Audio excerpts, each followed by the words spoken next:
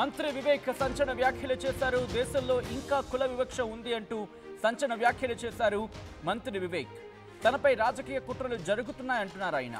కష్టపడి పనిచేస్తున్న కుట్రలు ఎందుకు అంటూ ప్రశ్నిస్తున్నారు మంత్రి వివేక్.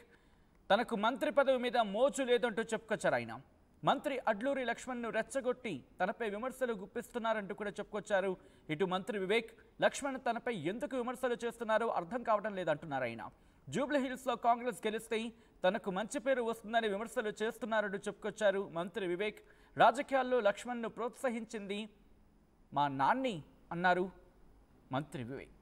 నేను మాల కావడంతోనే మంత్రి లక్ష్మణ్ విమర్శలు గుప్పించారంటూ చెప్పుకొచ్చారు ఆయన. ఈ నేపథ్యంలో కొన్ని కీలక వ్యాఖ్యలు చేశారు. ప్రస్తుతం ఆ వ్యాఖ్యలు సంచలనంగా మారాయి. దానికి సంబంధించిన బ్రేకింగ్ న్యూస్ చూస్తున్నారు. ఈ క్రమంలో మంత్రి వివేక్ ఏమన్నారు ఓసారి చూద్దాం. నేను కూడా చాలాసార్లు ఇదే చెప్పినాను. నిన్న లక్ష్మణ్ కుమార్ గారు ఏదైతే నా పైన విమర్శలు చేశారు, వారు విమర్శలు కాదు, ఎవరో వెనుక ఉన్నారు. ఎందుకంటే తప్పుడు ప్రచారాలు ఏదైతే చేశారు, నేను స్టేజ్ మీద కూర్చున్నాను, వెళ్ళిపోయినాడు అని చెప్పినారు, అది తప్పు. తర్వాత కాకా వెంకటస్వామి గారి ఇన్విటేషన్లో వారి పేరు లేదన్నారు, అది నా బాధ్యత కాదు. అది ముఖ్యమంత్రి గారు, కల్చరల్ మినిస్టర్, వారు ఏది ఇవ్వాలి. అదే ఒక మంత్రి శ్రీధర్ బాబు గారి ఫాదర్ కూడా ఇదే సేమ్ ఉన్నది, దాంట్లో ఎవరి పేర్లు లేవు. అయితే కేవలము నా పైన ఏదో ఒకటి బురద చల్లాలని చెప్పి ఏదైతే ప్రయత్నం జరుగుతుందో నేను అదే కోరుతున్నాను. దళితులు అందరూ కూడా ఐక్యంగా ఉండాలి.